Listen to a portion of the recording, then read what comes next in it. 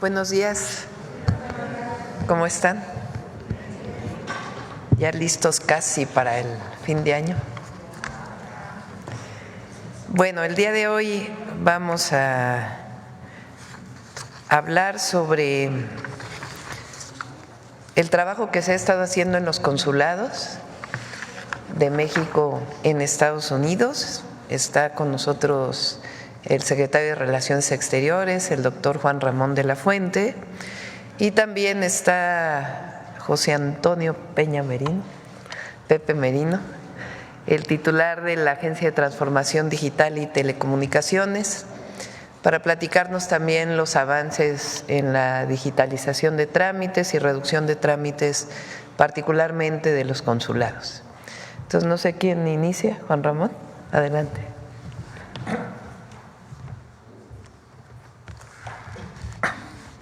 Muchas gracias, presidenta. Buenos días tengan todas y todos ustedes. Si me ayudan con la primera diapositiva. Aquí pueden ver ustedes el universo que tenemos que proteger y apoyar en los Estados Unidos. Hay 38.4 millones de mexicanos, de los cuales 11.5 de ellos son de primera generación. Hay 4 millones de migrantes indocumentados y 26.9 millones son de segunda generación.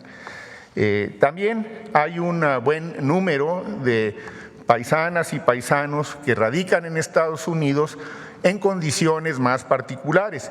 Los beneficiarios del programa DACA, los famosos Dreamers, como se les conoce, que son muy emblemáticos, 433,000, y quienes tienen visa ya sea de trabajadores agrícolas, que son los H2, o de los no agrícolas, que son los H2B, los agrícolas son los 2A, y otro pequeño grupo de visas de trabajo que se derivaron del Tratado de México con Estados Unidos y Canadá. Estas serían, digamos, en términos generales, las comunidades mexicanas en los Estados Unidos. La siguiente, por favor. Esta es una actualización muy breve de lo que tuve oportunidad de comentarles hace algunas semanas.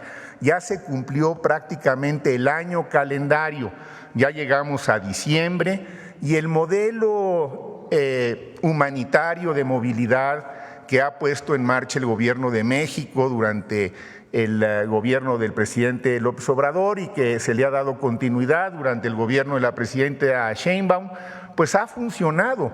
Como ven ustedes, se ha mantenido esta disminución muy dramática, diría yo, de 75% en comparación a hace justamente un año.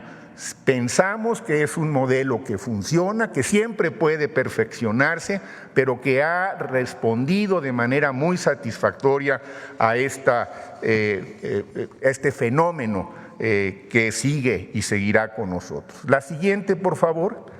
Para poder atender a nuestras y nuestros paisanos, México tiene la red consular más grande del mundo en un solo país. Es decir, ningún otro país del mundo tiene tantos consulados en otro país como los que tiene México en Estados Unidos.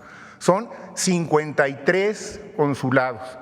El primer consulado se fundó hace 200 años, en 1824, en Nueva Orleans, y el último de ellos se echó a andar el año pasado en New Brunswick. Entonces tenemos esta red consular que nos permite cubrir, yo diría que razonablemente, aquí vemos en cada entidad federativa, en cada estado de la Unión, cuántas y cuántos connacionales viven y cuáles son las circunscripciones que nuestra red consular tiene bajo su responsabilidad. La siguiente, por favor. Muy brevemente, solamente para recordar lo que nuestros paisanos y nuestras paisanas representan para la economía de los Estados Unidos. representan una fuerza de trabajo muy importante, desde luego ayudan muchísimo a la economía nacional y a sus familias, mandan más de 60,000 millones de dólares al año, pero esto representa menos del 20% de lo que en realidad están generando con su trabajo. El resto se queda en los Estados Unidos. Aún, por supuesto, los que no tienen documentos pagan impuestos y contribuyen de manera importante al pago de impuestos en los Estados Unidos. Se estima, esta es una cifra, la última que tenemos de hace 2 años, que son 42.6 mil millones de dólares lo que pagan de impuestos quienes no cuentan con una documentación formal, y 121.5 mil millones lo que las personas migrantes contribuyen. En su conjunto, la estimación que se tiene, y todas estas son fuentes estadounidenses, son fuentes de ellos, no son fuentes nuestras, salvo en el caso de las remesas que llegan a México, que son datos del Banco de México. Se estima que contribuyen aproximadamente con el 8% del Producto Interno Bruto más grande del mundo, que es el de los Estados Unidos. Entonces, son trabajadoras y trabajadores que contribuyen de manera importante al desarrollo de sus comunidades allá y que desde luego juegan un papel fundamental para apoyar a sus familias en México. La siguiente, por favor. ¿En qué consiste básicamente la protección consular en materia legal que ya están de manera preventiva otorgando nuestros 53 consulados? Lo primero es la estrategia legal. Hay un programa de asesorías legales externas que se fortaleció con la contratación de 329 asesorías. Estas son asesorías jurídicas que ha contratado por instrucciones de la presidenta, la Secretaría de Relaciones Exteriores, y que apoyan el trabajo legal de nuestra red consular. A estos abogados, dentro del programa PALE, que así se conoce, Programa de Asesorías Legales Externas, se han sumado muchos otros consultores, despachos, abogadas y abogados, muchos de ellos de origen mexicano, que de manera voluntaria se han acercado también o han reaccionado al llamado de los consulados para tener una red potente, digamos, de asesorías jurídicas que están muy actualizados. ¿Por qué? Porque la legislación en Estados Unidos sobre el tema migratorio es complicada. Hay un marco jurídico internacional, hay una convención importante, la Convención de Viena sobre asuntos consulares, hay una legislación federal estadounidense y después cada estado de la Unión tiene su propia legislación estatal. Entonces, las asesorías jurídicas tienen que considerar esos 3 marcos de referencia jurídicas, y parte importante de lo que harán y estamos ya empezando a hacer es que el debido proceso se cumpla. Ahorita entro un poco más en detalle de eso, que nos avisen como lo marcan las convenciones internacionales a nuestros consulados cuando detengan a cualquier persona independientemente de su estado migratorio, que podamos tener actualizadas toda esta enorme diversidad de leyes, y para ello ya se puso en marcha un observatorio, ahí está la liga por si alguien quiere verificarlo, donde estamos permanentemente actualizando los cambios que se están haciendo en las legislaciones estatales para endurecer o no tanto, según el caso, las leyes migratorias. La siguiente, por favor. Tenemos un programa que es fundamental, que es preventivo e informativo. Conoce y ejerce tus derechos para la prevención y una respuesta rápida ante eventuales detenciones u otras acciones intimidatorias. A ver, para deportar a alguien de los Estados Unidos se necesita de una orden judicial, necesita haber una sentencia final de deportación o de remoción, como se dice legalmente. Después tiene que haber un proceso de detención, y para ello hay una red de centros de procesamiento o de detención que operan fundamentalmente 2 agencias en Estados Unidos que dependen del Departamento de Seguridad Interna. Una agencia se conoce como ICE, por sus siglas en inglés, ICE, y la otra se conoce como CBP, por sus siglas en inglés. Una opera más en la zona fronteriza y otra opera más en el interior del país. Pero en todo caso, para que haya una deportación, tiene que haber una orden de un juez que así lo señale. Y ahí es donde vamos a estar muy pendientes de que se cumpla con el debido proceso. Cada consulado, en función de lo que les he comentado, independientemente del marco jurídico general, tiene un plan de acción local, porque hay un marco jurídico propio de esa entidad federativa. Y además, cada consulado ha construido una red de apoyo comunitario en el que participan iglesias, universidades, por supuesto organizaciones de migrantes, empresarios méxico-estadounidenses, servicios de salud, etcétera, que apoya y acompaña a nuestros migrantes en sus comunidades, que tienen pues una enorme dispersión y una gran diversidad. Y finalmente, hay un centro de información y asistencia a personas mexicanas, lo que se conoce como un call center, que ya está funcionando 24/7 y que pronto va a tener también la posibilidad de estar activo mediante un procedimiento muy sencillo, un botón de alerta que ya se puso de hecho en práctica en pequeña escala en algunos lugares y parece que está funcionando muy bien, en donde en caso de que te encuentres frente a una detención inminente, aprietas un botón de alerta, esto manda una señal al consulado más cercano y a los familiares que tú hayas previamente precargado en esa aplicación y desde luego a la Cancillería en México. De manera que esto nos permitiría estar alertas en el momento en el que alguien perciba el riesgo inminente de que pudiera ser sujeto a alguna detención. Y desde luego vamos a tener una mayor presencia en cárceles y centros de procesamiento y de detención. Yo ya visité varios, los cónsules están instruidos, tenemos que mantener una interacción continua con los oficiales, tanto de la agencia ICE como de la agencia CBP. Hay que estar en contacto con ellos porque ellos van a ser finalmente con quienes tengamos que ver cuáles van a ser los procedimientos que procedan en caso de que hubiera algunas detenciones. La siguiente, por favor. La otra línea que ha instruido la presidenta es el contacto directo con las comunidades. Y ya empezamos. Yo personalmente he asistido a algunas de estas reuniones abiertas en donde lo que se trata son, primero, decirle a nuestras y nuestros paisanos, no están solos y no van a estar solos. ¿Qué otros servicios sociales del gobierno mexicano pueden requerir en estos momentos? Ya hay, en una escala menor todavía, pero puede crecer, servicios del IMSS, del Infonavit, del SAT, de Financiera para el Bienestar. Vamos a brindarle atención especial a todas y todos aquellos que deseen regresar a México y también a aquellos que pudieran en un momento dado ser objeto de alguna deportación y a sus familias. Están, por supuesto, incluidas sus familiares.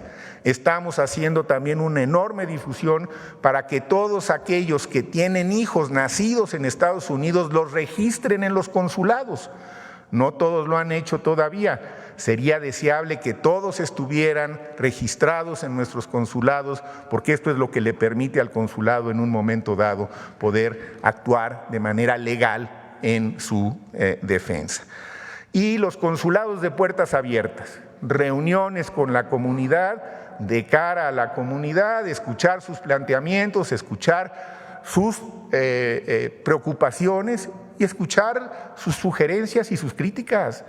Es una población que merece la mayor y la mejor de nuestras atenciones. Y estamos también construyendo una narrativa que pueda ser común más allá de las diferencias propias de cada comunidad y de cada circunscripción. La última, por favor, la siguiente.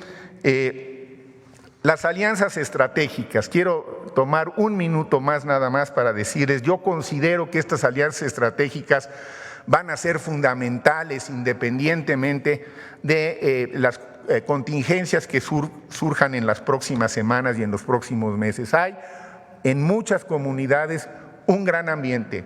Estamos trabajando con autoridades locales, con alcaldes, con alcaldesas, con concejales, con legisladores estatales y federales. Se trata de construir lo mejor que podamos estas alianzas que puedan tener un efecto real en las comunidades, contrarrestar la desinformación, que es, como siempre, ante estos fenómenos un grave problema, destacar las aportaciones de nuestras y nuestros paisanos en Estados Unidos y, desde luego, procurar que los planes de protección y asistencia consular se lleven a cabo de la manera más eficaz que seamos posible. En suma, Presidenta, estas son algunas de las acciones que usted nos ha instruido, que reforcemos. Ya están en esta dinámica todos nuestros consulados y desde luego hay otra parte muy importante de las cuales le va a platicar José Antonio Peña Merino, que quiero aprovechar para agradecerle a él y a su equipo la excelente colaboración y el gran apoyo que nos están dando para que los trámites y la atención en los consulados sea más eficiente y de mayor calidad. Muchas gracias. A ver si se puede poner el teléfono del call center. El teléfono del call center, ahorita se los pasamos con mucho gusto. Adelante. Buen día, si me hacen favor. Bueno, como adelantaba el canciller y la presidenta lo ha mencionado repetidamente, el proyecto de simplificación y digitalización en los consulados que sirven a nuestras paisanas y paisanos en Estados Unidos, pero también en el resto del mundo, pues es uno de los proyectos prioritarios y que ya hoy estamos en condiciones de lanzar con 2 trámites de alto volumen que ahorita les detallo. Siguiente, por favor. Primero, la ventanilla única de servicios consulares, son 52 trámites en total. Hoy queremos presentar los trámites de registro civil, que son de los más comunes que utilizan nuestros connacionales en Estados Unidos, y el tema de las citas para aquellos trámites que requieren hacerse de manera presencial, además de proveer la información que ya adelantaba el canciller, el Observatorio de Leyes y Medidas Antiinmigrantes, protección a personas mexicanas en el exterior para buscar asistencia y, por supuesto, el Instituto de Mexicanas y Mexicanos en el Exterior. Entonces, si me hacen favor y podemos abrir el sitio muy rápido nada más para mostrarlo. Bueno, este es el sitio, es miconsulado.sre.gov.mx. Al inicio está el tema que ya adelantaba el canciller y poco a poco vamos a ir habilitando los distintos botoncitos. El primero, agenda tu cita, esto es importante decirlo, simplemente dan clic, les pide subir los documentos para el trámite que requieren hacer, eso desde ya les ahorra un viaje al consulado. Lo cual es importante porque aunque hay una presencia, como ya adelantaba el canciller, enorme de consulados en Estados Unidos, pues aún puede haber traslados importantes. Una vez que suben los documentos, eligen un día y hora y cuando se validen estos documentos por parte del consulado ya se le confirma la cita y puede atender la persona. Esto garantiza, 1, que haya mayor disponibilidad de espacios y 2, que se ahorren por lo menos un viaje, y era una de las solicitudes más importantes. Nosotros tuvimos la oportunidad, parte del equipo, de ir a algunos consulados y era una demanda bastante frecuente. El segundo tiene que ver con el registro civil y hoy lanzamos 9 trámites de registro civil que están ahí señalados. Algunos, los que están en color cafecito, son trámites que requieren hacerse de manera presencial, por ejemplo, un acta de nacimiento de un bebé o acta de matrimonio si uno contrae matrimonio en Estados Unidos, por ejemplo, y los que están en verde son trámites que ya están habilitados para hacerse en línea.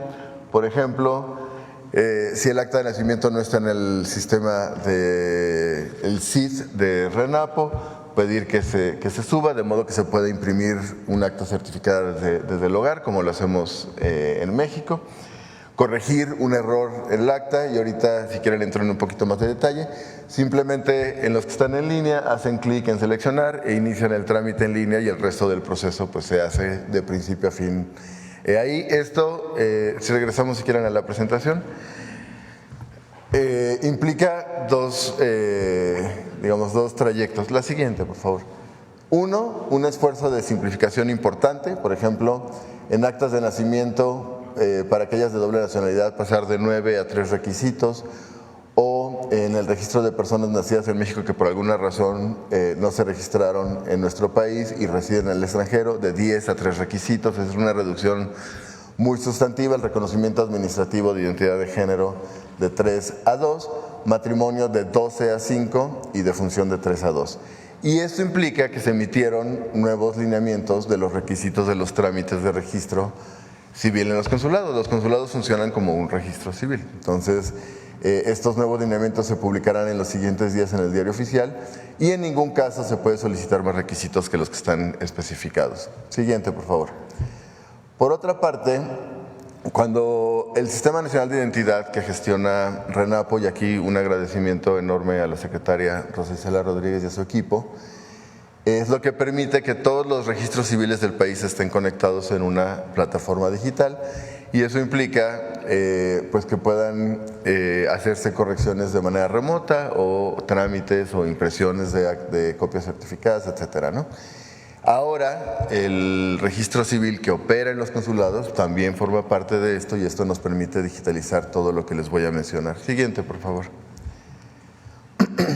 Estos son los tres, digamos, de mayor impacto.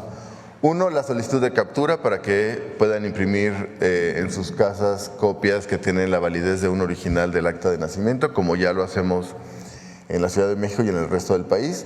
Dos, corrección de extractos, y esto les voy a dar un ejemplo. Si por alguna razón en el acta de nacimiento estaba mal nuestro apellido, nuestro nombre, le pusieron MA en lugar de María, o Velázquez con S en lugar de con Z, o bueno, cualquiera de estas posibilidades, pues nuestros connacionales tenían que venir hasta su estado en donde fueron registrados, solicitar esta corrección y hacer todo el trámite, ¿no? Y eso pues evidentemente implicaba que no pudieran hacer el otro trámite que seguramente buscaban hacer con el acta corregida, ¿no?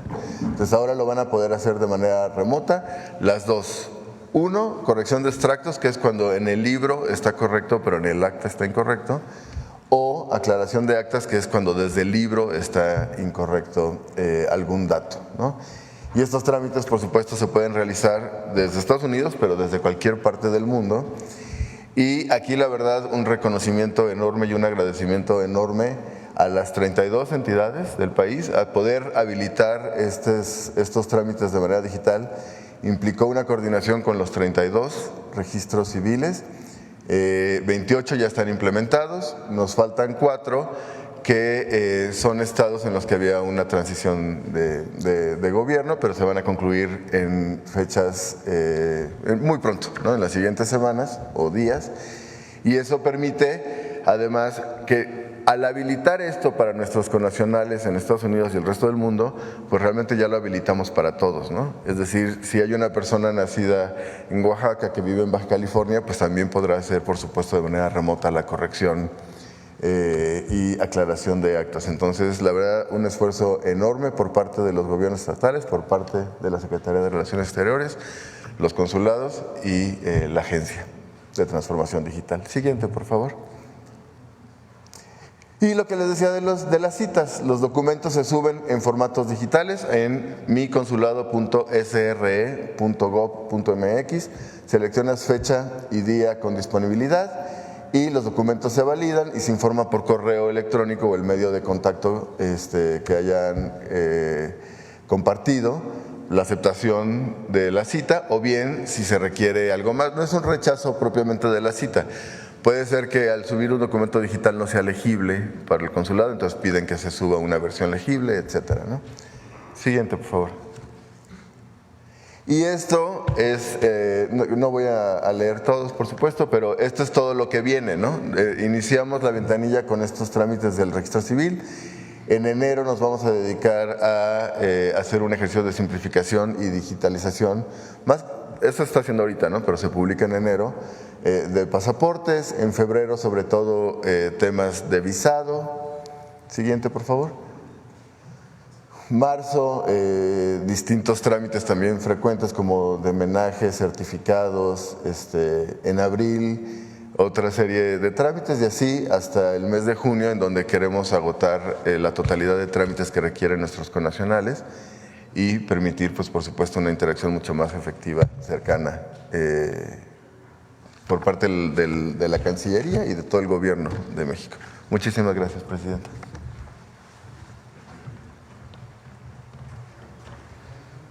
¿Tenemos por ahí el teléfono? A ver si... ¿Ya lo tiene? A ver, pónganlo.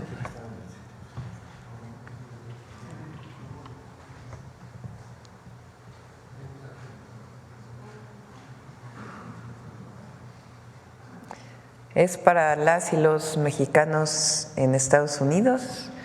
Este es los teléfonos donde pueden llamar 24 horas al día, 7 días a la semana, para cualquier asesoría y en particular si hay algún problema jurídico, legal, que sepan que van a ser apoyados.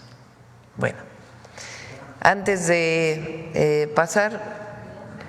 Este llamado que hicimos con el himno migrante y el llamado que estuvimos haciendo a muchos mexicanos y mexicanas en el exterior, nos enviaron varios videos, ¿verdad? A ver si los podemos pasar.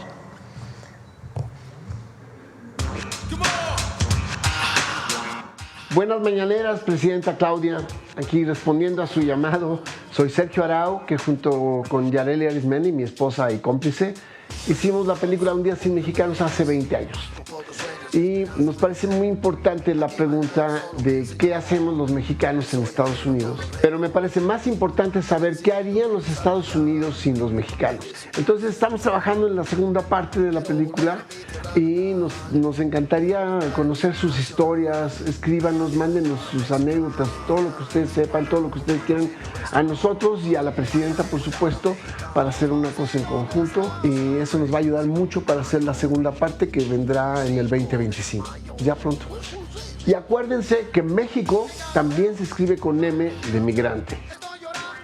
A day without a Mexican. No more burritos in your restaurant. A day without a Mexicano. Hola, soy René Viena, un orgulloso inmigrante mexicano que vivo aquí en Avondale, Arizona desde hace 30 años. Algunos dicen que los inmigrantes solo tomamos los trabajos y no contribuimos. Eso es totalmente falso. De hecho, yo genero empleos para más de 60 americanos. Ahora les voy a platicar cuánto nosotros inmigrantes pagamos en impuestos aquí en los Estados Unidos.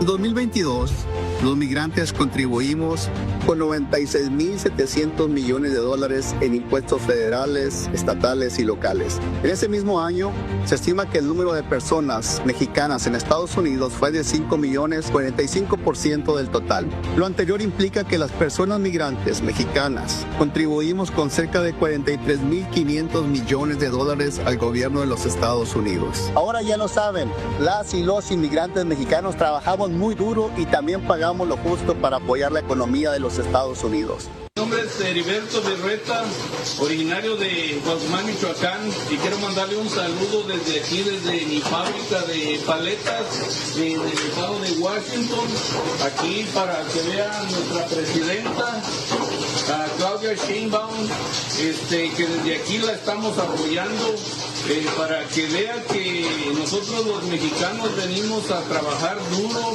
aquí para mandar recursos a nuestros familiares, a México, que el gobierno de Estados Unidos vea que también no somos una carga para el país y que nos acepten tal y como somos, como personas trabajadoras. Entonces, ahí le encargo a nuestra presidenta que abogue por nosotros los migrantes. Hasta ahorita estamos muy orgullosos de ella y que así siga en el segundo piso de la Cuarta Transformación. ¿No tienen más? A ver, otros dos más por ahí.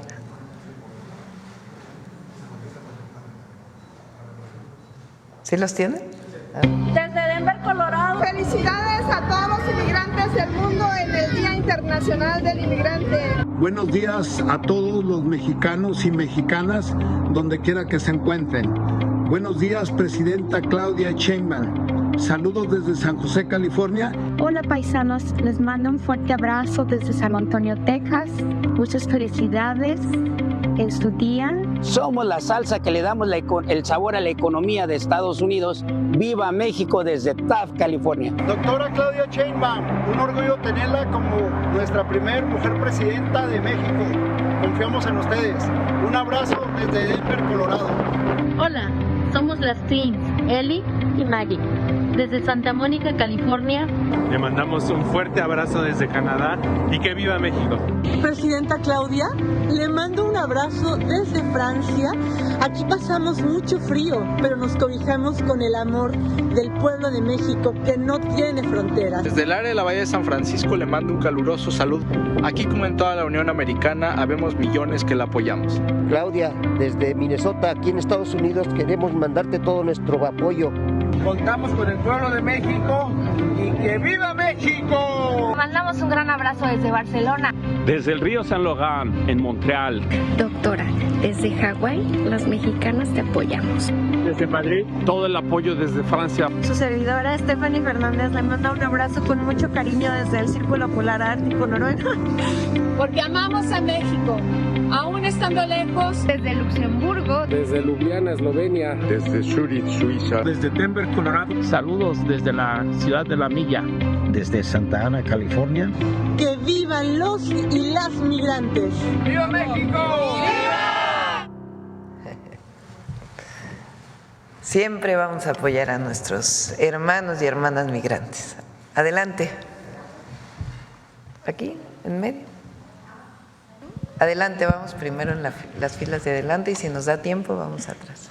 Hola, Presidenta. Gracias. Karen Ballesteros, de Canal 11. Primero, preguntar sobre el tema, sobre esta aplicación del botón de alerta que presentaba el canciller. Si nos puede detallar cómo va a funcionar exactamente, quién la está desarrollando, cuándo empezaría a funcionar y si es similar a la aplicación que se tiene ahora en la Ciudad de México.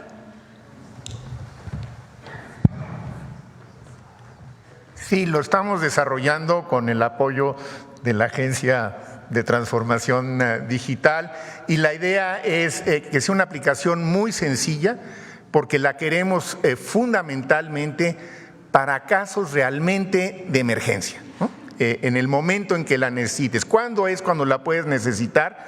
Pues cuando te sientas que estás frente a una detención inminente y lo único que hace, que es importantísimo en el proceso, primero, avisarle al consulado para que el consulado tenga notificación y se pueda movilizar al más cercano en el que te encuentres.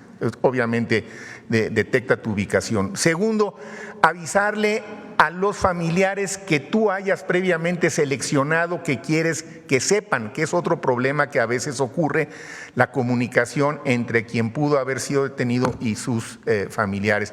Y tercero, notificar directamente a la Cancillería. Entonces, es relativamente sencillo, tiene únicamente esas tres funciones.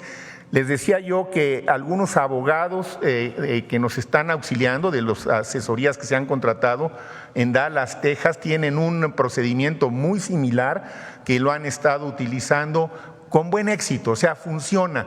Lo más importante, si alguien por alguna razón llega a ser detenido, independientemente de su estatus migratorio, es que el consulado debe estar informado. Por ley lo tendría que hacer la agencia que ejecutó la detención. En general, hasta ahora se ha estado haciendo. Esos son los reportes que tenemos. Pero de cualquier forma, esto es lo que garantiza que el consulado esté enterado y podamos tener una reacción rápida. ¿Y para cuándo se tendría? 6 Bueno, de ¿se tiene enero. una fecha estimada? 6 de enero. En enero. Ok, muchas gracias.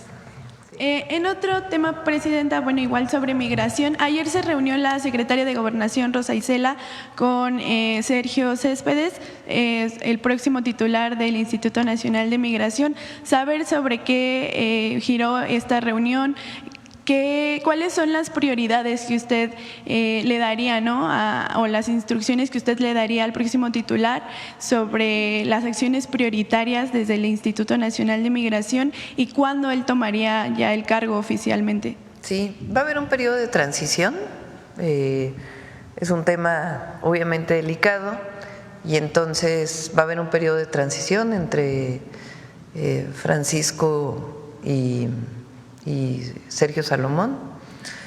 Y además vamos a hacer algunas modificaciones al Instituto Nacional de Migración que permita convertirlo realmente más bien en un instituto de apoyo a la movilidad humana. El instituto tiene distintas funciones, desde la función de recibir a nacionales y extranjeros en los aeropuertos, en lugares autobuses, etcétera, en donde hay estaciones de migración, hasta pues la parte de, digamos, control de migración en el sur del país y varias funciones que tiene el instituto. Entonces, queremos hacer una transformación profunda del instituto y mientras tanto pues va a haber un periodo de transición y ya lo estaremos informando. Y quien está encargada pues es la secretaria de Gobernación con el apoyo de Relaciones Exteriores. Okay. Ayer también se daba a conocer este anuncio por parte del llamado SAR de la frontera que indicaba que a partir de la entrada de Donald Trump al gobierno de Estados Unidos se comenzaría con esta detención de familias migrantes. Incluso mencionó que no importaba si había niñas, niños que habían nacido en Estados Unidos, también que comenzaría, ¿no?, a detenerlos, a ponerlos en estos centros de detención que pues se habían erradicado con el gobierno de Joe Biden. Saber cuál es su postura, la postura del gobierno, el llamado que hace sobre todo para la protección de las infancias migrantes. Lo primero es que las y los mexicanos que trabajan en Estados Unidos cumplen una función muy importante. Para la economía de México sí, con las remesas que envían y el apoyo que envían a sus familias, que es un apoyo al país, pero también cumplen una función muy importante para la economía de los Estados Unidos. Y por eso la información que hemos estado dando y que vamos a seguir dando. Y es una información que hemos dado al gobierno de los Estados Unidos en este momento con la administración Biden y que vamos a seguir insistiendo con la administración del presidente Trump. Segundo, pues darle la protección a las y los mexicanos que están en Estados Unidos y por eso lo que presenta hoy el canciller, que sepan que tienen derechos, que no se puede deportar a una persona tomándola y llevándola a la frontera, sino que tiene que seguirse una serie de procedimientos legales que son procedimientos en Estados Unidos. Entonces, estamos haciendo esta campaña en Estados Unidos a través de los consulados para que las y los mexicanos sepan cuáles son sus derechos y en caso de alguna detención, pues que puedan llamar al consulado para que reciban todo el apoyo jurídico y legal. Entonces, es esta visión que tenemos de apoyo a las y los mexicanos en Estados Unidos, de conocimiento de lo que aportan las y los mexicanos en nuestro vecino país y al mismo tiempo pues todo el apoyo que tenemos que dar en caso de que se dé una situación de deportaciones a las familias mexicanas, todo el apoyo legal y también en México, cuando lleguen a México, que sean recibidos bien, con una bienvenida. Gracias. En otro tema, ayer daba a conocer sobre este albazo que intentó, que realizó el IFT. ¿Nos podría dar más información sobre estas concesiones? ¿Por qué no platicas? Con su permiso. Bueno, como ustedes saben, el espectro radioeléctrico es propiedad del Estado mexicano, ¿no? Y el espectro radioeléctrico tiene distintas bandas, ¿no?, bajas, altas, para distintos usos. Puede ser radiodifusión o puede ser conectividad, por ejemplo, ¿no? El IFT tiene dos funciones centrales. Una tiene que ver con el tema de competencia y la otra tiene que ver justamente con la otorgación de espectro y licencias, ¿no? Y esto, como en cualquier otro bien público, se hace por medio de concesiones, ¿no?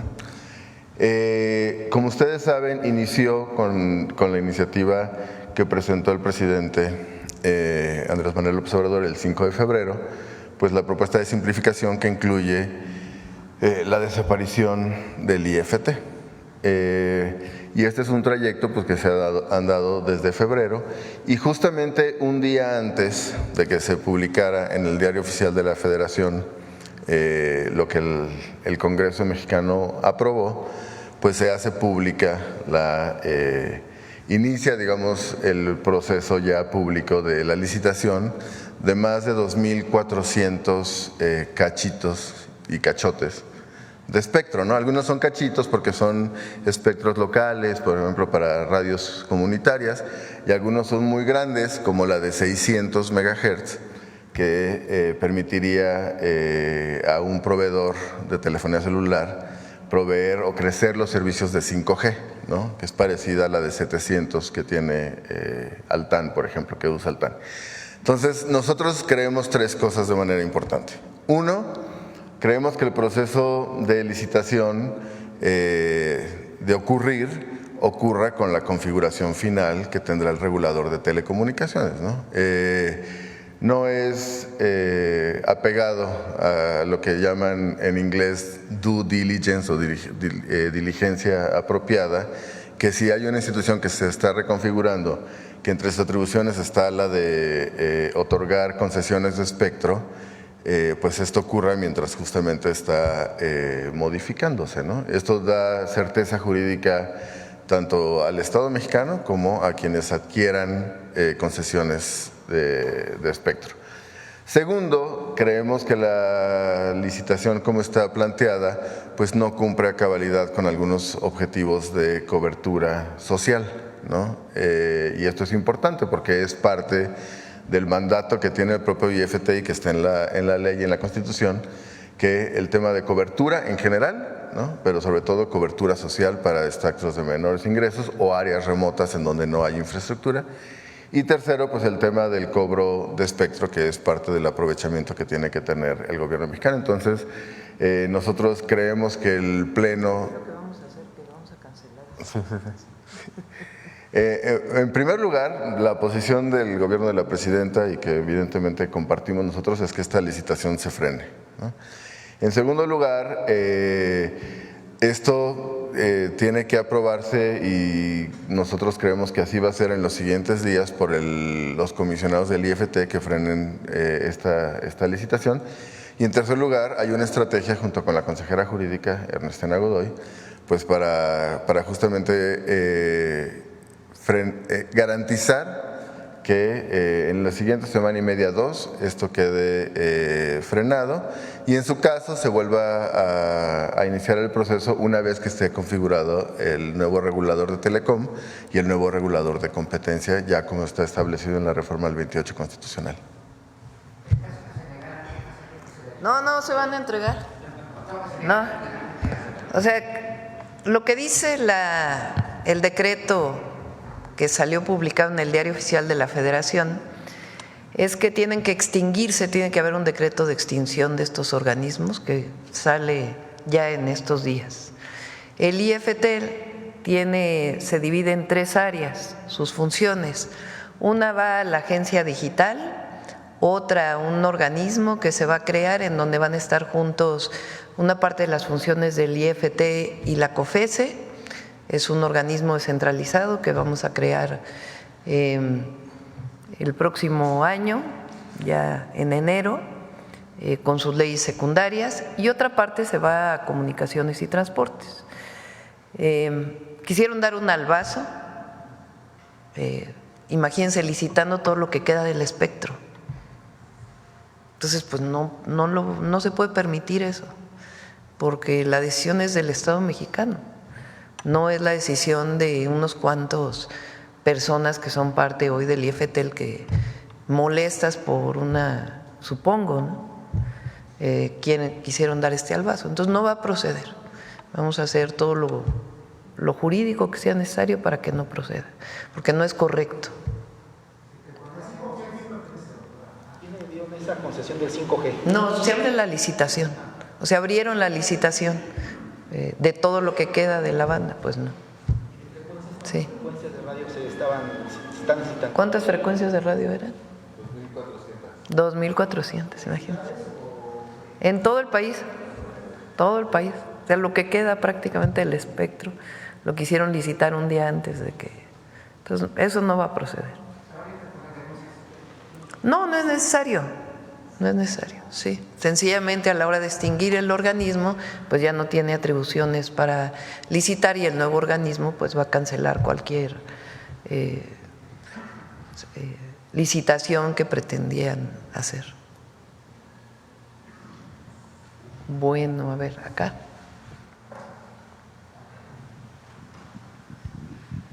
Hola, Presidenta, buenos días. César Huerta, de la revista Polemón.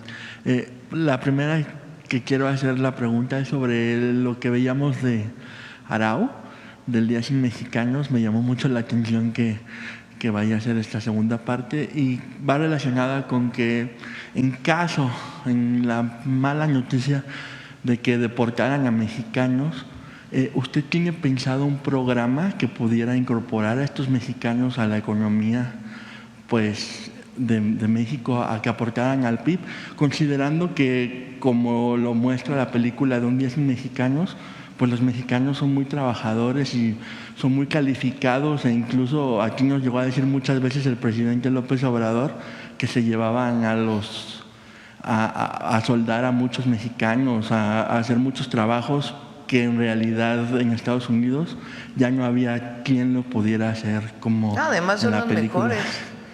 Exacto. Los trabajadores del campo, de las fábricas, de la construcción. Vean ustedes todo lo que han aportado y además tienen pequeñas empresas o grandes empresas incluso en Estados Unidos. Entonces, primero que reciban todo el apoyo del gobierno de México a través de los consulados y que sepan cuáles son sus derechos. Segundo, pues lo que hagamos de política exterior de alto nivel, en su momento con ya la administración del presidente Trump. Y tercero, a todos aquellos que lleguen a nuestro país, siempre se les va a recibir y se les va a dar los apoyos sociales, los programas de bienestar y también todo el apoyo que requieran, que en su momento ya lo estaremos informando. Y Un Día Sin Mexicanos pasa por Canal 11, no lo había anunciado. Pasó el 25. Bueno, a ver si la pueden volver a pasar. Otra vez está. No la anunciamos. Y en efecto, Sergio Arau con su compañera van a hacer la segunda parte. Es una película muy buena porque muestra qué pasaría si dejaran de trabajar los mexicanos que viven en Estados Unidos un día. Entonces tiene alguna parte pues más en una sátira, digamos, pero muestra de fondo lo que significan las y los mexicanos en Estados Unidos. Sí. Y, Presidenta, es diciembre y yo sé que estamos en un modo como navideño, con amor y buenos deseos, pero hay quienes parecen estar caminando en otra vía y están muy enojados y siguen difundiendo ataques. Por ejemplo, está Héctor Aguilar Camín, quien aseguró que en México la democracia fue destruida con las armas de la propia democracia y advierte que su gobierno, pues el próximo año ya será tiránico, que empieza ya la tiranía en el próximo año, ¿no? Es decir, que ya estamos casi en una dictadura. Además de Aguilar Camín, pues hay otros personajes que vuelven a insistir en que no se sabe quién gobierna México y que si es usted o es el presidente López Obrador, siguen ahí dando lata a ciertos payasitos del YouTube ahora. ¿Qué opinión le merecen estas afirmaciones? y cómo responde a quienes llevan meses deslegitimando su liderazgo con este tipo de comentarios machistas y mentirosos y difundiendo la idea de que pues en México hay una dictadura. ¿Cómo dices que dijo Aguilar Camín? Que la democracia se derrotó con la propia democracia. Fue destruida por la propia democracia. O sea, ¿cómo es que la democracia se derrota con democracia? ¿Y eso es autoritarismo? Ajá. No, pues. Y además lo dice como en una cadena de radio que se escucha por todos lados. Están muy molestos por varias razones. Una, porque se acabaron los recursos públicos para su beneficio. Ese es lo que más molestos lo tiene aquí el presidente. No lo traemos hoy, pero a ver si un día lo recordamos. El apapacho de Salinas de Gortari, Aguilar Camín, que como no terminaba el trabajo que se le había encargado, pues seguía pidiendo más y más y más. De Salinas de Gortari, quien llegó a la presidencia con un fraude electoral, no precisamente con democracia. Muchos intelectuales como él y otros decidieron acercarse en aquel momento a Salinas de Gortari. Yo recuerdo en el 88, después del fraude electoral contra el ingeniero Cuauhtémoc Cárdenas, que en aquel entonces se formaba, se estaban uniendo las fuerzas, porque hubo muchas fuerzas de muchos lugares que apoyaron en su momento al ingeniero Cárdenas. Nosotros, digo nosotros porque éramos una generación, pues desde la universidad, después del movimiento del CEU, muchos de nosotros decidimos apoyar al ingeniero Cárdenas. Y así como había movimientos sociales, igual partidos políticos, dirigentes políticos, sea de movimientos sociales o de partidos políticos, decidieron apoyarlo, pero sobre todo lo apoyó el pueblo de México en un momento muy trascendente del país. Viene el fraude electoral y la imposición de Salinas de Gortari, y este grupo de intelectuales saca un desplegado mientras estaban las movilizaciones contra el fraude, diciendo que en realidad no había habido un fraude electoral y que pues prácticamente ya se habían acercado al poder en aquel desplegado. A ver si en algún momento lo podemos encontrar, aquel desplegado. Vamos a buscarlo. Un desplegado que sale en el 88, principios, yo creo que en el 88. Y son todos estos intelectuales que el presidente llamaba intelectuales orgánicos al poder de entonces, que se acercan, y se acercan principalmente vinculados con recursos económicos. Los cooptaron, digamos. Cuando en el 18 llega el presidente López Obrador, pues a lo mejor tenían alguna esperanza de que siguiera ese flujo de recursos, pero no. Entonces se enojan muchísimo, y lo que les ha ido pasando es que su enojo como que les pone un velo que evita que hagan un análisis de lo que realmente está pasando en el país. Y es un apoyo popular muy grande a la Cuarta Transformación, por la revolución de las conciencias, pero también porque ha dado resultados para el beneficio de quien menos tiene, pero para el beneficio de todos. Ayer estaba viendo, por ahí sale una gráfica de las reservas del Banco de México, histórico, récord. Es decir, la economía está sólida. También salió recién la inflación, que bajó todavía más la inflación, y no digamos pues lo que significa la inversión extranjera directa, la mejora en salarios, la disminución de la pobreza, de las desigualdades. Entonces este grupo, y particularmente estos comentócratas, no entienden lo que está pasando en el país y dicen cosas tan absurdas como eso de que el autorismo llega a través de la democracia. O sea, ¿cómo? Entonces, lo que hay es un gobierno del pueblo, por el pueblo y para el pueblo, y va a seguir habiendo, porque no nos vamos a alejar del pueblo de México. Entonces, si en el 18 tenían esperanzas de recibir algún apoyo económico, pues en el 24 a lo mejor también tenían un poquito de esperanza de que las cosas cambiaran. Pero si nosotros venimos luchando en este movimiento desde hace años, ¿cómo nos vamos a traicionar a nosotros mismos?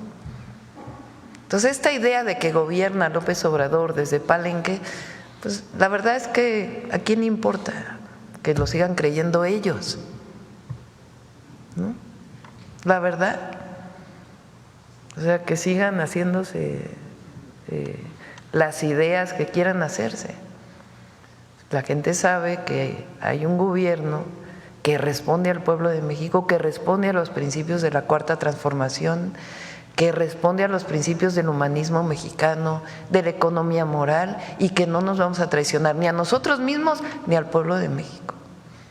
Entonces, cualquiera que creyera que no iba a haber reforma al Poder Judicial, que no íbamos a aprobar los programas de bienestar, que no íbamos a desaparecer los organismos autónomos, que no representaron lo que supuestamente iban a representar, que era el combate a los monopolios, sino sencillamente actuaron en contra de las empresas públicas y al mismo tiempo hicieron un dispendio de recursos que todos conocemos,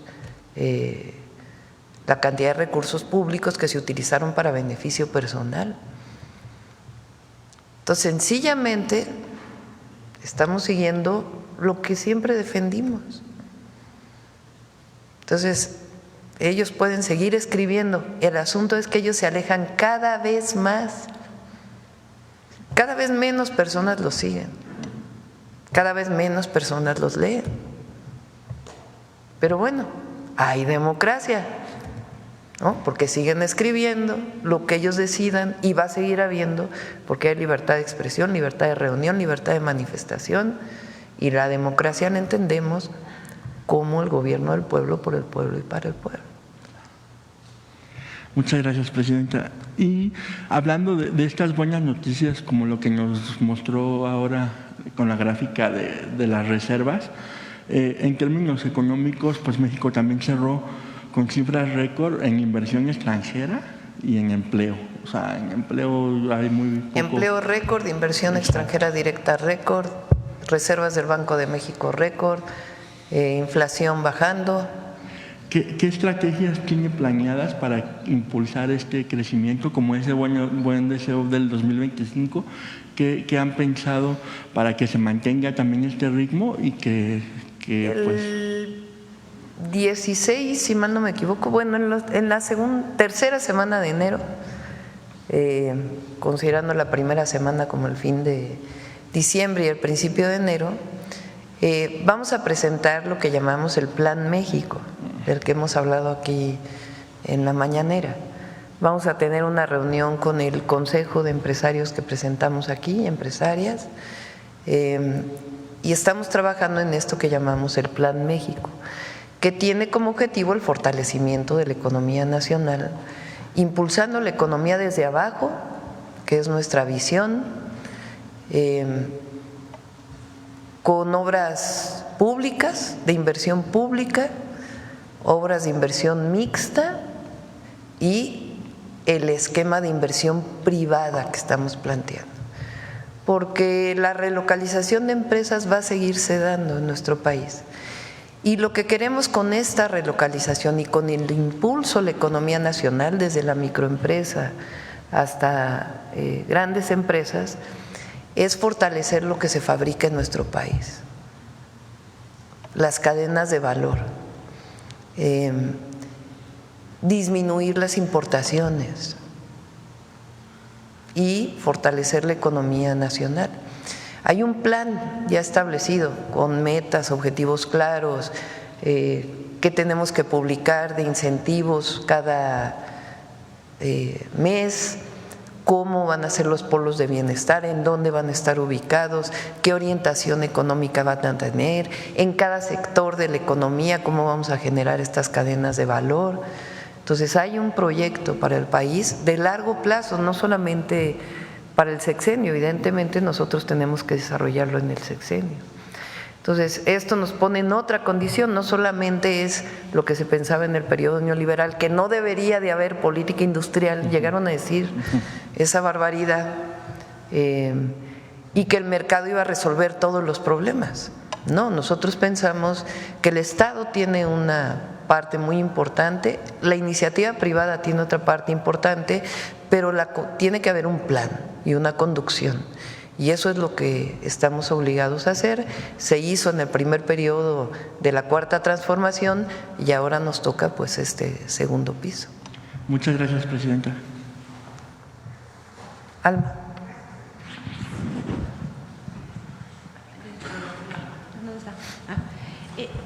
Yo quisiera, en el caso de migración, preguntarle al doctor Juan Ramón de la Fuente.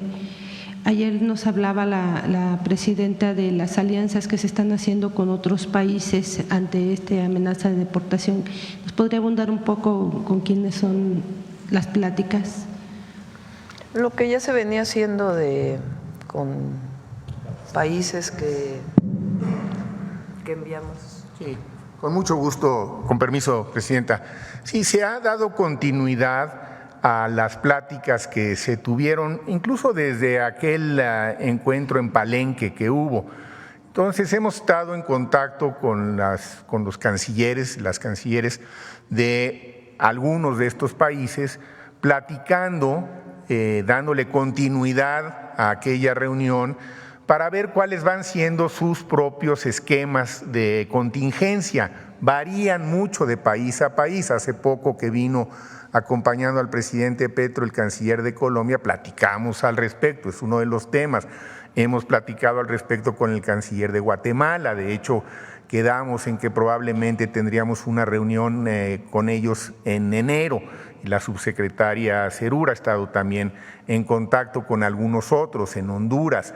He estado en contacto desde luego con el canciller de Panamá recientemente. Entonces la idea es mantener por lo pronto la comunicación entre nosotros y probablemente más adelante haya algún encuentro a nivel ministerial para hacerle algún planteamiento a las y los jefes de Estado. Pero la comunicación sigue siendo, la verdad, muy fluida. En esto como que estamos en el mismo canal varios de estos países. Gracias, doctor. Y presidenta, hemos trabajado un tema ya en la jornada respecto al campo y el TLC, bueno, el Telecán y ahora el TEMEC. Y hay varias especialistas que plantean que a 3 décadas de la apertura comercial, pues el campo el mexicano ha sido el gran perdedor, y sobre todo se plantea esta problemática en el caso del maíz, ¿no? Usted se menciona que actualmente 1 de cada 2 kilogramos de maíz que se consume en México es comprado en el exterior, principalmente de Estados Unidos. ¿Qué es lo que se pretende hacer con esto? ¿Cuál es el balance que ustedes tienen al respecto, por favor? México es autosuficiente en maíz blanco, que es el de consumo humano principalmente.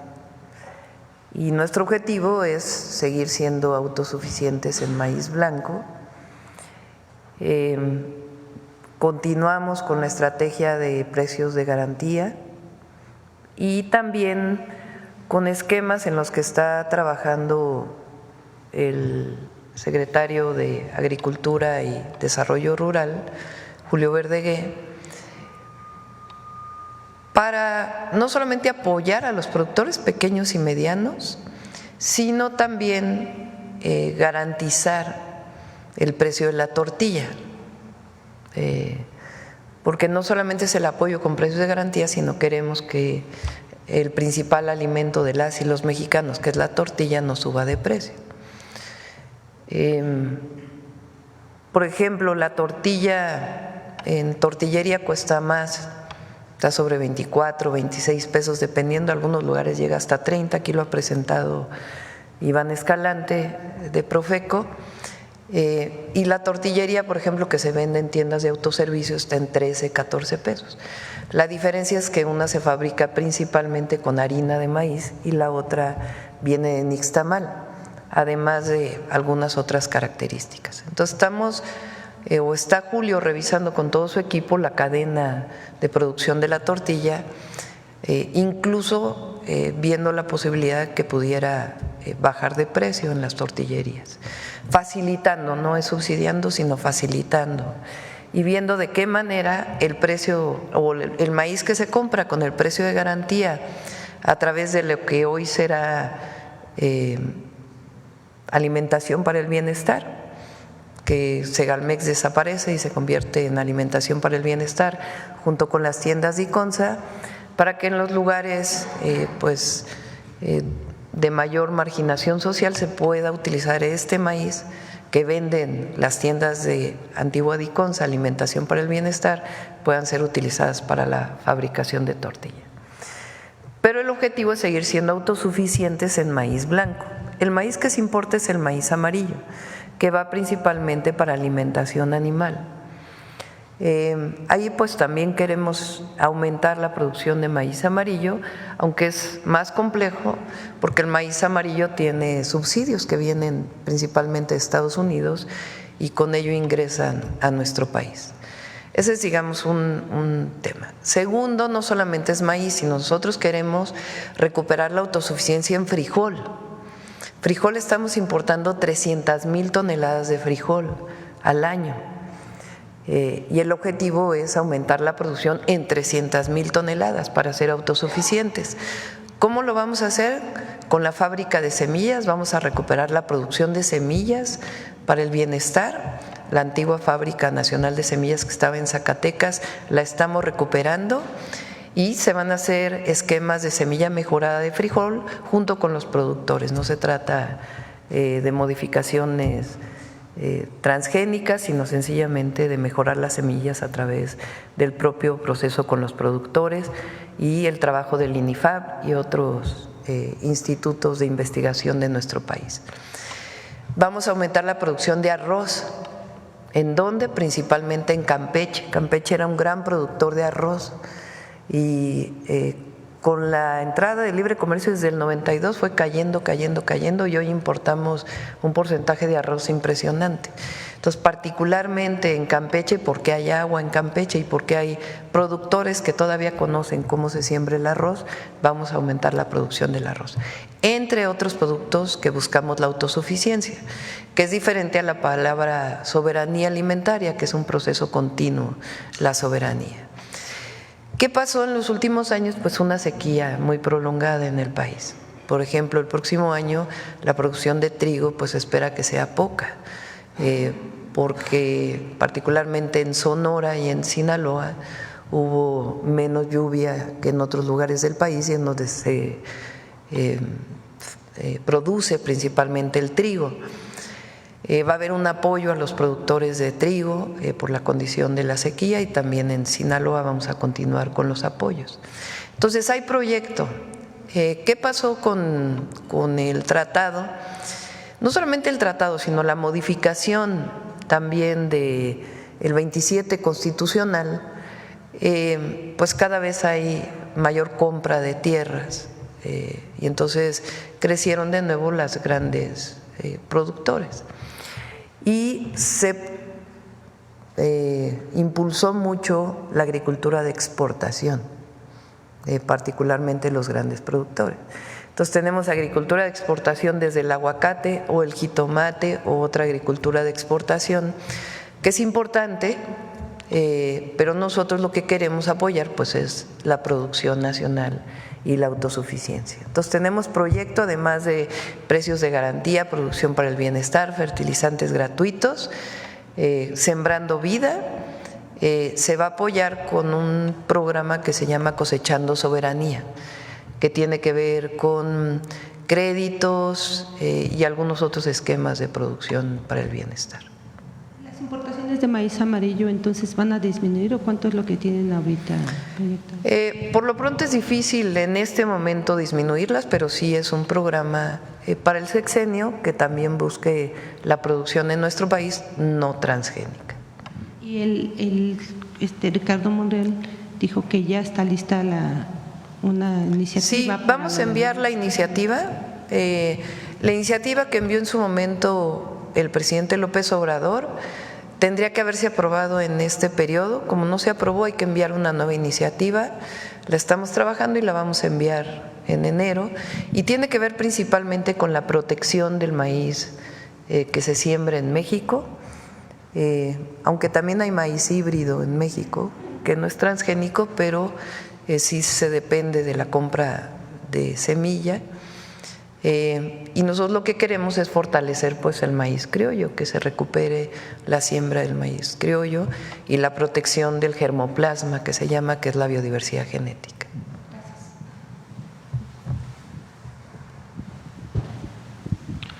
Gracias, Presidenta. Fernando Mejía, de Grupo 7 Noticias.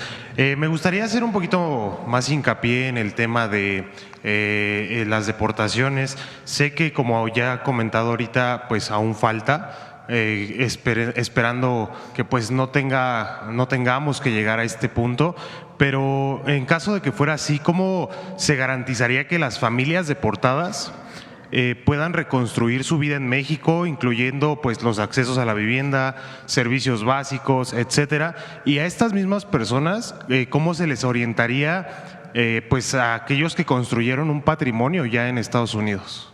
Con un programa especial que estamos trabajando, lo coordina la secretaria de Gobernación. Lo primero pues es apoyar a los mexicanos y mexicanas que viven en Estados Unidos con todo lo que planteó el canciller. Y todo el trabajo que tienen que hacer los consulados, además pues del apoyo de lo que significa el reconocimiento de su trabajo en Estados Unidos, que es importante, y en México evidentemente. Y por otro lado, en caso de que lleguen a México, pues darles todas las facilidades para que puedan tener acceso a los programas de bienestar y donde ellos decidan vivir, pues que se le den las condiciones para que puedan hacerlo. Ok, gracias, Presidenta. ¿Qué pasaría con todos aquellos migrantes que pues no sean de nacionalidad mexicana y pues lleguen a nuestro país? Nosotros somos solidarios con todos y con todas, pero nuestra opinión es que Estados Unidos debería llevar o repatriar a las personas en sus países de origen. Entonces esa es nuestra opinión y nuestra posición hasta ahora, y es una posición que ha tenido México desde hace tiempo, y particularmente en el último año que se reforzó la estrategia humanitaria de migración, de movilidad humana en nuestro país. ¿Y qué pasaría en caso de que pues sí manden pues a migrantes que no sean pues mexicanos? Pues ya lo estamos trabajando, pero de todas maneras nuestra orientación pues es darles la facilidad para que regresen a sus países de origen. Ok, se les apoyaría de alguna manera. Y también Estados Unidos tiene que apoyar. Ok, en otro tema, ¿qué opina acerca de estas amenazas de Donald Trump acerca de tomar el canal de Panamá? Pues ya manifestamos nuestra solidaridad, nuestro apoyo al presidente de Panamá y al pueblo de Panamá, al pueblo y al gobierno de Panamá. El canal de Panamá es de las y los panameños y así tiene que permanecer.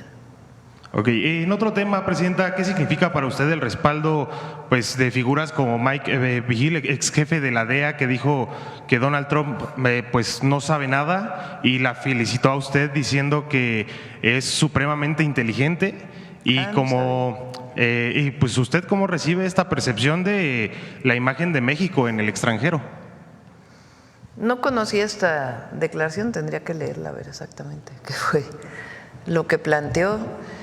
Yo lo he manifestado varias veces. Nosotros esperamos tener un buen acuerdo con el gobierno del presidente Trump en varios sentidos.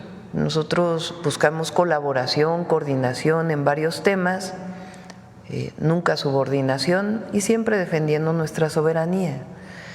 Pero nosotros estamos convencidos, y creo que también el presidente Trump, de que el tratado comercial es un buen tratado, que ha ayudado a Canadá, que ha ayudado a Estados Unidos, que ha ayudado a México, y juntos hacemos o sumamos el 30% de la economía mundial, que la relación comercial nos fortalece y nos va a seguir fortaleciendo frente a otros polos de desarrollo, en particular China. Entonces, esa es nuestra posición, la seguimos manteniendo y la vamos a mantener siempre. Por supuesto que el presidente Trump pues toma sus propias decisiones, ¿verdad? Pero buscamos tener comunicación con él para poder explicar. En el terreno de migración, respetando los derechos humanos, nuestra soberanía, pues se puede colaborar. En el terreno de seguridad podemos colaborar. Por razones humanitarias, nosotros tenemos que colaborar con Estados Unidos para evitar que el fentanilo siga quitando la vida de muchísimos jóvenes. El día 7 de enero vamos a presentar la nueva campaña de fentanilo y también una miniserie aquí en La Mañanera que va a ampliarse en los canales públicos sobre cómo es que se creó el fentanilo y cómo es que llegó a ser la crisis que representa hoy, particularmente en Estados Unidos. Es importante que se conozca, pero además vamos a hacer esta campaña, vamos a fortalecer la campaña con anuncios en la televisión, estamos reeditando ya con algunas correcciones lo que se hizo para las escuelas, particularmente secundarias, educación media superior, la guía para los padres y las madres, la comunicación general a todas las y los mexicanos particularmente a los jóvenes que no consuman drogas y menos el fentanilo, que es una droga muy adictiva que finalmente lleva a la muerte, como otras drogas también. Todo esto lo vamos a hacer a partir del 7. Si se fijan, el presidente Trump anunció recientemente que iba a hacer una campaña en Estados Unidos. Pienso que, entre otras razones, por la comunicación que tuvimos y lo que le expresamos en aquella llamada telefónica, aquí Juan Ramón estuvo presente, cuando le platiqué la campaña que hizo el presidente López Obrador, se interesó muchísimo y de inmediato a quien estaba con él le dijo: hay que hacer una campaña igual en Estados Unidos, y recientemente la anunció. Entonces nosotros creemos que podemos llegar a buenos acuerdos con el presidente Trump y vamos a hacer todo lo que esté de nuestra parte para que así sea. Ahora, las decisiones las toma él y frente a esas decisiones pues nosotros también tenemos nuestra estrategia. Entonces eso es lo que vamos a hacer, y siempre protegiendo y defendiendo nuestra soberanía, la grandeza de México y a las y los mexicanos en cualquier lugar donde se encuentren.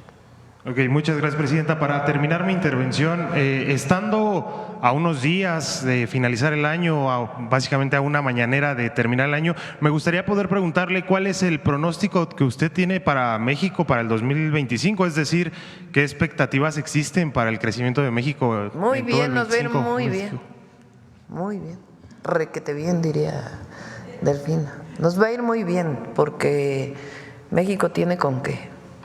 Sobre todo hombres y mujeres trabajadoras que aman a su patria, a sus familias, y vamos a salir adelante, siempre. A ver, la última, yo creo. Gracias. Buenos días, Presidenta. Fabián Evaristo, de La Silla Rota. Aprovechando que se encuentra aquí el canciller, quisiera saber su opinión. ¿Qué tiene previsto en la relación que habrá con el que será el próximo embajador de los Estados Unidos en México, Ronald Douglas Johnson? Sobre todo por el corte que trae este próximo funcionario de los Estados Unidos, más militar, las funciones que tuvo como embajador en El Salvador.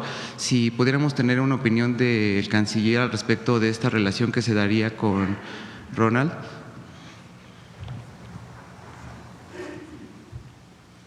Mucho gusto, con permiso. A ver, la diplomacia es la diplomacia y tiene reglas que son universalmente aceptadas independientemente de los antecedentes de quien las ejerza. Desde luego, pues vamos a buscar tener toda la cooperación y la mejor de las coordinaciones y también desde un principio y en términos diplomáticos, pues tratar de transmitirle cuáles han sido con toda claridad las indicaciones de la presidenta y los principios constitucionales de política exterior. Siguen siendo la mejor brújula que puede haber para conducir una relación diplomática con cualquier país o en cualquier foro multilateral. Tenemos estos principios normativos que son los que definen al final cuáles son nuestras prioridades, nuestras conductas y nuestras reacciones.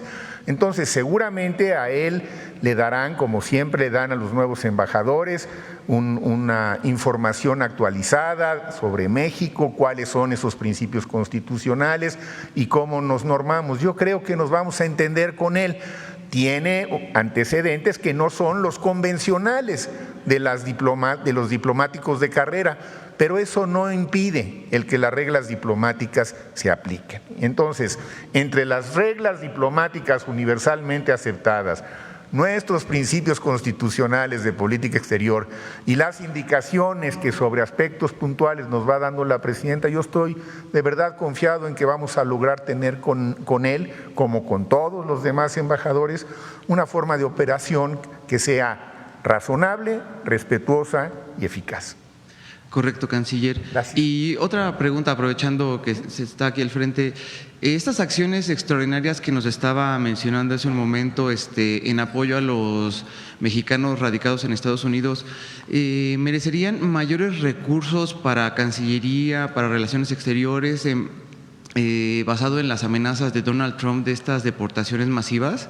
Hasta ahora el presupuesto que tenemos nos parece suficiente, no se afectó en lo más mínimo el trabajo consular, de hecho se reforzó porque había algunas plantillas que estaban con vacancias que las hemos cubierto, obviamente todas las plazas tienen que estar listas y preparadas para el próximo año, y si en algún momento dado se requirieran más recursos, pues ya lo platicaré yo con la presidenta a ver qué indicaciones nos dan, pero en este momento no tengo esa preocupación, más bien estamos muy ocupados en que aprovechemos bien estas próximas semanas para hacer todo el trabajo informativo, de difusión y preventivo que seamos capaces de hacer. Okay. ¿Hay suficiente personal para poder hacer frente de este apoyo? Sí, las vacantes que había en algunos consulados se están llenando ya y vamos a estar al 100. Sí, yo creo que la red consular de México, déjeme decirle brevemente, la verdad es que es una red consular que está sólida. Ahora que he tenido oportunidad de visitarlos y de platicar, no solamente con las y los titulares, sino con el personal, con los cónsules de protección, con los cónsules de documentación, con quienes nos apoyan en las ventanillas. La verdad es que están comprometidos, están motivados. Yo creo que tenemos una red consular que va a estar a la altura de las circunstancias y pues lo está supervisando también de manera directa la presidenta. Entonces podríamos hablar de que recursos materiales, monetarios y humanos están, por el momento, están cubiertos desde el Estamos Cancillería. por el momento cubiertos y si surgieran algunas necesidades adicionales, pues en su momento las platicaríamos con la presidenta para dárselas a conocer y recibir sus indicaciones. Muchas gracias, canciller. Al contrario. Gracias, presidenta. Bueno, a ver, la última aquí y ya terminamos. Gracias. Presidenta, buenos días. Invitados, buenos días. Compañeros y compañeras, muy buenos días. Héctor Latempa de Medio Puntos Suspensivos Radio, Puntos Suspensivos Comunicación. Presidenta Claudia Sheinbaum Pardo, desde el 2019 he tenido el honor de asistir a las conferencias matutinas del entonces presidente Andrés Manuel López Obrador, ejerciendo un periodismo comprometido con la verdad, la justicia y los valores de la Cuarta Transformación. En este espacio pude llevar el caso del ingeniero Leoncio Salinas Romero, un hombre trabajador y digno que enfrentó una situación profundamente injusta y desoladora. Gracias a la intervención del expresidente López Obrador, la justicia llegó para Leoncio y su caso fue reconocido como una de esas victorias que dan sentido a nuestra lucha diaria por un México más humano y solidario. Sin embargo, esa justicia aún no ha sido completa. Aunque se avanzó significativamente, los medios de comunicación que difundieron este logro no profundizaron en las implicaciones del caso ni en la necesidad de que se garantice plenamente su restitución. Hoy acudo a usted, Presidenta Claudia Sheinbaum, con el mismo espíritu de humildad y esperanza que me llevó ante el presidente López Obrador, como alguien comprometido con las causas sociales y la transformación de México. Le pido respetuosamente que revise este caso y, si es posible, se instruya a las autoridades correspondientes para garantizar que se complete el proceso de justicia para el ingeniero Leoncio Salinas Romero.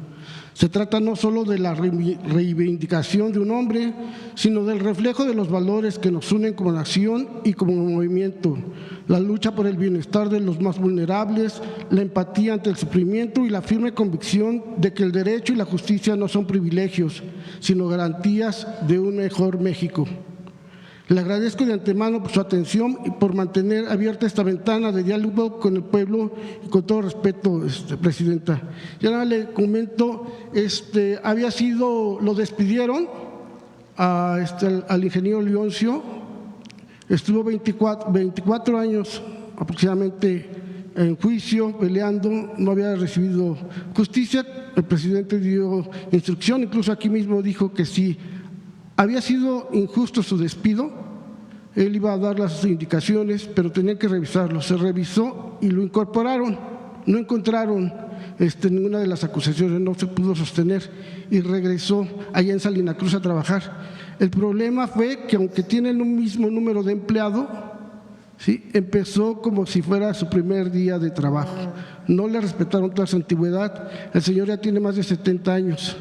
Ya no puede caminar, ya tiene enfermedades, debido también a consecuencias de la edad y de todo el proceso que llevó.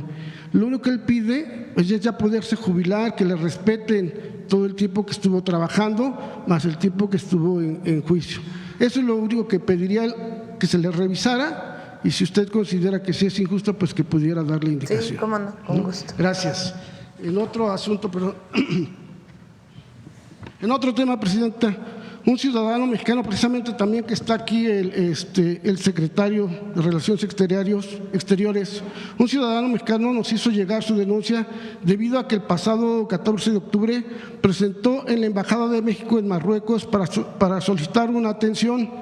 Al llegar se encontró con varias barreras que dificultaron su experiencia. Los guardias locales no hablaban español y, lo más preocupante, ningún miembro del personal de la embajada salió a atenderlo, a pesar de que era evidente que se trataba de un mexicano en busca de asistencia. Esta situación pone de manifiesto un problema recurrente entre los migrantes mexicanos que residen en el exterior: la falta de atención y humanismo por parte de algunas representaciones diplomáticas.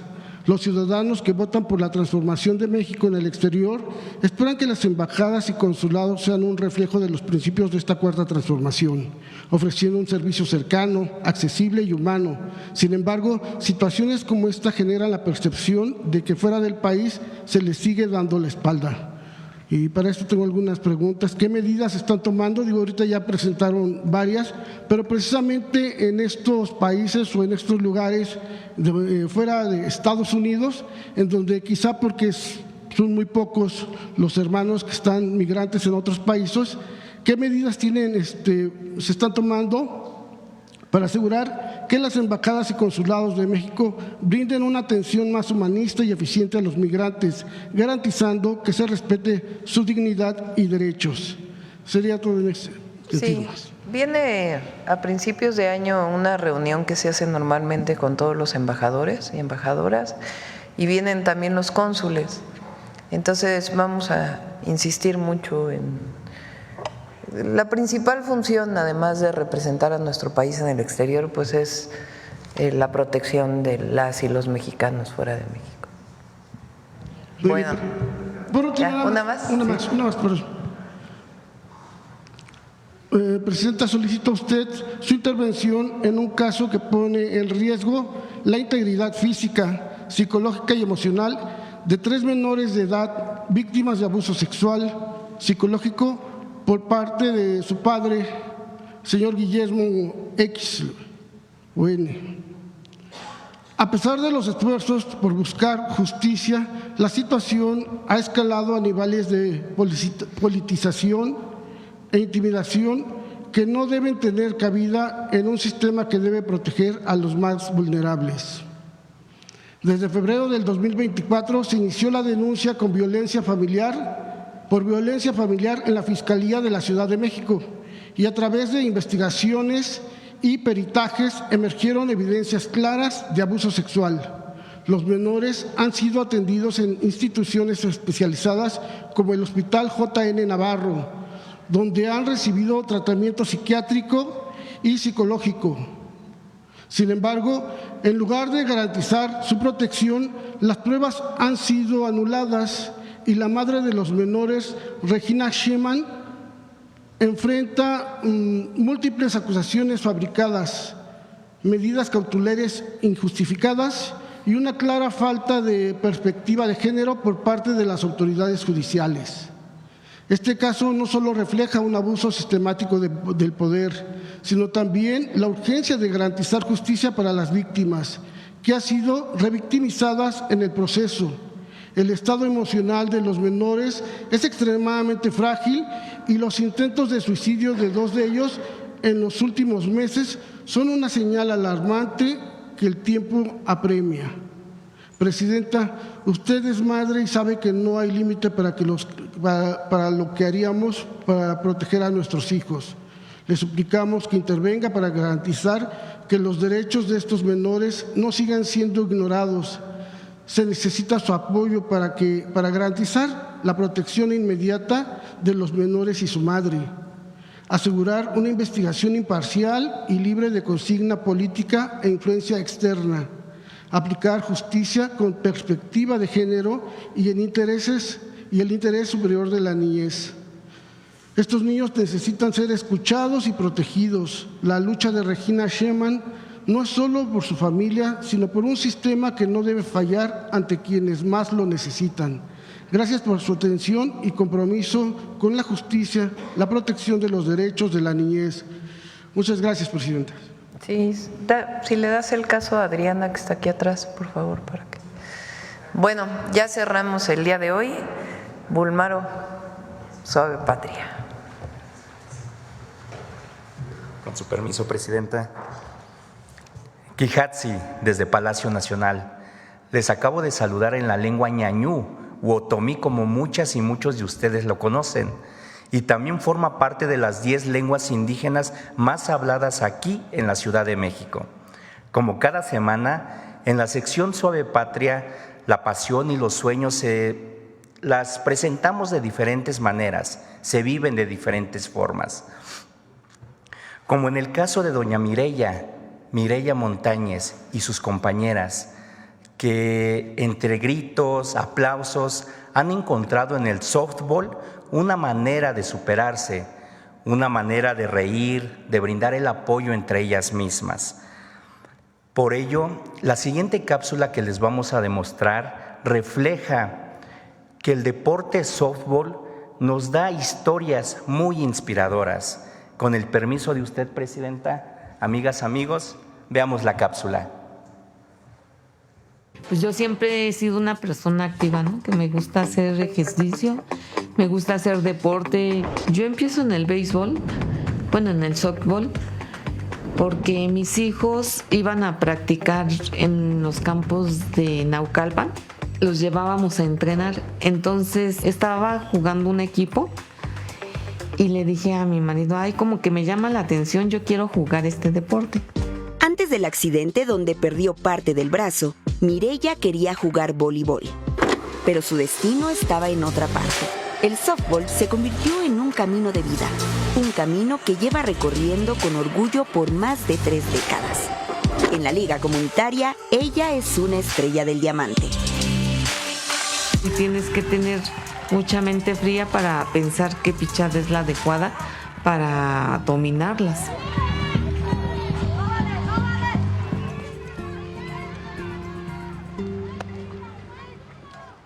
Que me hicieron una pregunta de que si había algún impedimento para salir adelante o jugar cualquier deporte. Y yo les dije Les comenté que no, que la discapacidad está en la mente. En un torneo que fui a Sinaloa, pues la verdad perdimos.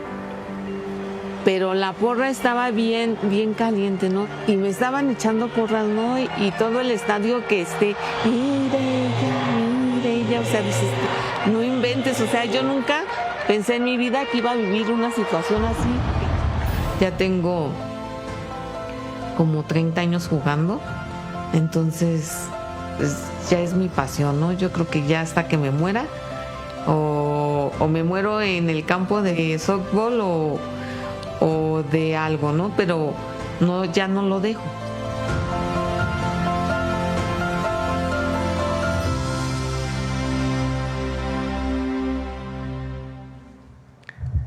¿Vieron la sonrisa que tenía doña Mireya al batear y al lanzar la bola? Lo que les queremos decir, lo dice ella claramente, muchas veces la discapacidad está en la mente, porque el pueblo de México es tierra de campeones y campeonas. Hamadi. Muchas gracias. Permiso, Presidenta. Un saludo desde aquí a Mireya. Bueno, nos vamos a Guadalajara. Gracias. Nos vemos el lunes.